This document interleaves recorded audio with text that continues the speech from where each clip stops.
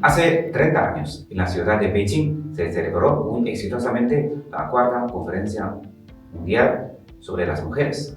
A la iniciativa del presidente Xi Jinping, en el segundo semestre de este año, en Beijing, se celebrará una nueva reunión cumbre mundial sobre las mujeres. Una nueva ocasión para que todo el mundo se reúne a discutir cómo desarrollar aún mejor la noble causa de las mujeres. Desde ONU Mujeres queremos homenajear a todas las mujeres que participaron en la delegación de Uruguay en Beijing 1995. En esa fecha tuvo lugar la cuarta conferencia mundial de la mujer, que como resultado tuvo la Plataforma de Acción de Beijing, que es el principal hito de los derechos humanos de las mujeres y que aún al día de hoy sigue vigente, ya que 159 Estados miembros reportaron sobre el avance de los compromisos. Para el movimiento feminista también fue una oportunidad de encuentro y de fortalecimiento para poner en valor las diferentes luchas con una mirada en común, un mundo más justo e igualitario.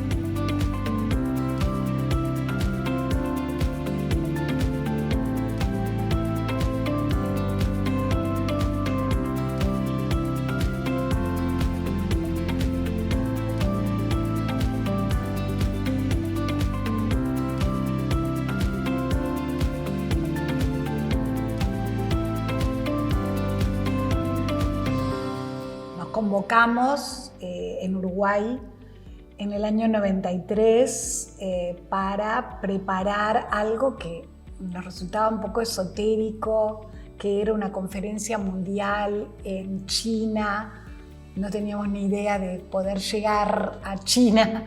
Nosotros aprendimos a decir Beijing y no Pekín, como decíamos en forma muy colonialista, si se quiere, ¿no? Es decir, la difusión que teníamos era China, su capital era Pekín. Para nosotras las uruguayas, que fuimos 22, lo importante fue encontrarnos en ese entorno como feministas, pero tratando de consolidarnos. Para mí eso fue sumamente importante.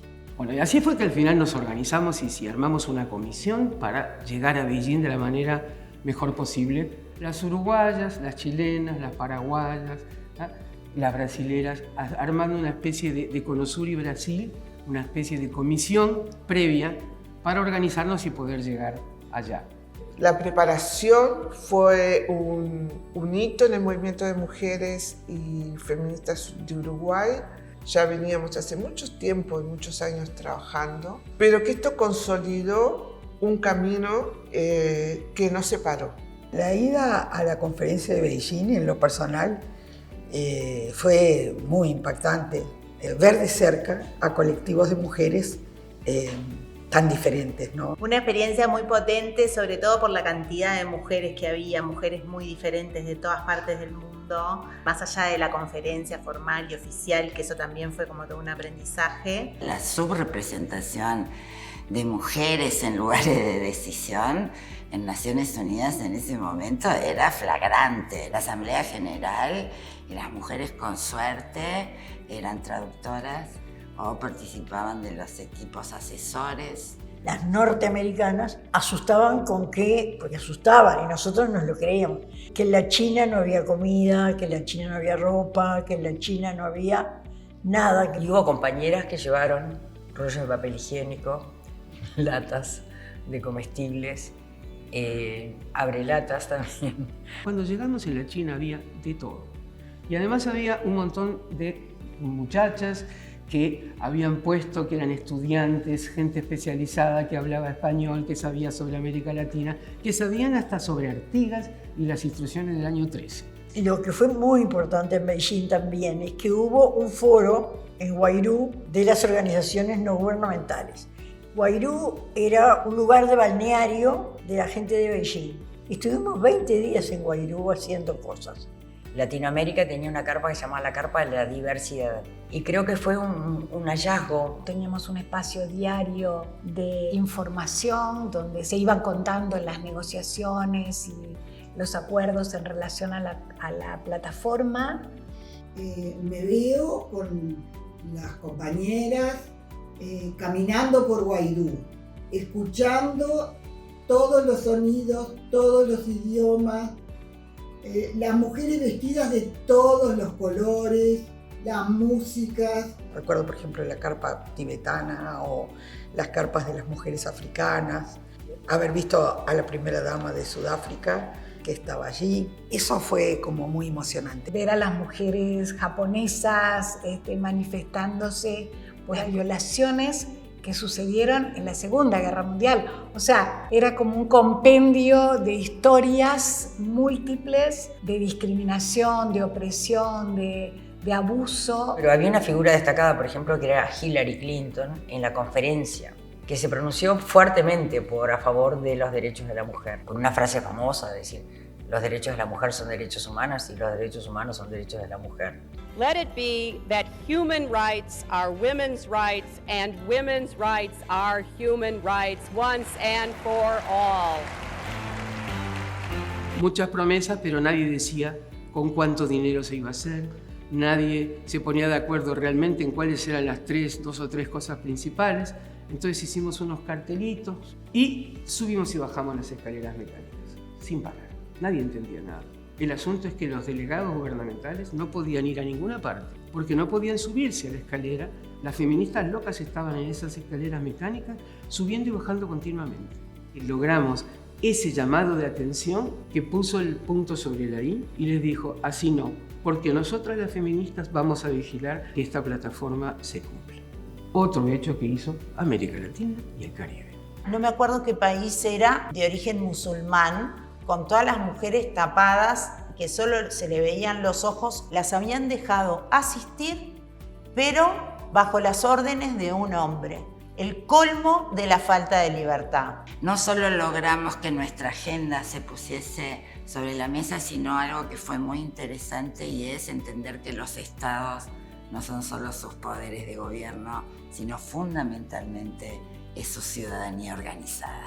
Cuando volvimos de la China, yo soy profesora de literatura, daba clases en ese entonces, cuando llegué a mi liceo, la limpiadora de mi liceo sabía que yo había estado en la conferencia de las mujeres de la China y agradecía porque había visto un pedacito que habían pasado, no sé en qué canal de televisión, en qué informativo, donde la mesa era sobre las trabajadoras domésticas. Cuando volvimos, nos reunimos para decir, bueno, está todo bien, pero ¿cómo devolvemos esto a las uruguayas? Y ahí formamos la Comisión Nacional de Seguimiento y recorrimos todos los departamentos del Uruguay. Hicimos asambleas en cada una de las capitales departamentales para decir, hay una plataforma en la cual Uruguay es firmante, entonces esto tiene que ser parte de las políticas. Ayudó muchísimo a empoderar, ya que tenemos la palabra esa, a las mujeres y al feminismo acá. Salimos empoderadas de Beijing. Teníamos una plataforma de lanzamiento para renovar y fortalecer nuestras luchas. A mí me invitaron a ir a Santiago de Chile, yo nunca había ido en mi vida, a traducir la plataforma. Porque la plataforma estaba en inglés y después iba a haber una traducción oficial al español. Pero hasta que esa traducción oficial llegara, nosotras queríamos que las feministas y las mujeres de nuestra región se enteraran de los derechos que tenían y se enteraran de a qué se habían comprometido nuestros gobiernos. Y esa fue la traducción con la que nos manejamos hasta ahora. Si yo tengo que decir que fue la gran importancia de Beijing, fue abrirnos a entender que sí teníamos razón y armar la comisión de seguimiento para el conocimiento de las realidades del Uruguay y para el empoderamiento de los grupos de mujeres. Como cuando el mar está calmo y van llegando las olas y van llegando y se van transformando en diferentes colores y con diferente fuerza. Y eso me parece que es Beijing. Beijing es algo vivo, no es algo que pasó hace 30 años, Beijing es hoy. Los impactos de la cuarta conferencia de Naciones Unidas de Beijing serían como para mí la plataforma de acción mundial con determinados puntos, ¿no?, para la acción. Un hito en lo que yo considero esa evolución necesaria hacia la libertad. La plataforma de acción de Beijing y la declaración de Beijing incorporan por primera vez temas vinculados a la economía. Y algo súper importante, sobre lo cual quienes trabajamos en economía todavía sigue siendo un desafío, que era vincular las políticas macroeconómicas a la situación de las mujeres y a la igualdad de género. En estos 30 años muchas cosas han sido conquistadas, otras han quedado relegadas, otras están siempre en pugna. Tenemos necesidad de seguir reforzando las políticas de género, la institucionalidad de género, que las políticas de género no sean como algo que se tambalea o queda más frágil cuando los gobiernos cambian, sino que de alguna manera necesita como fortalecerse y consolidarse a lo largo de los distintos cambios de periodos de gobierno. Desató procesos que aún no se han podido parar. Y a pesar de que hoy estamos en ese mundo feroz y tramposo en el que el ataque sobre los derechos de las mujeres es brutal, creo que aún no hemos perdido la batalla ni la vamos a perder.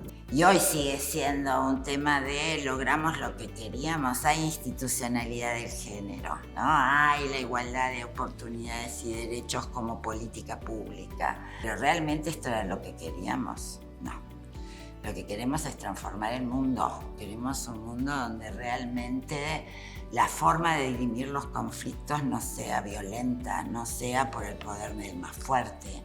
Combatimos este individualismo exacerbado del sálvese quien pueda y como pueda, porque eso no hubiésemos podido lograr lo que logramos si no fuera con lucha colectiva. Saber que podés discutir, podés discrepar, podés pelearte, pero vos con esa feminista tenés que poder también hablar y ponerte de acuerdo. Y eso en gran parte se lo debemos a la conferencia de Beijing y a la forma en que fuimos hacia allí organizados.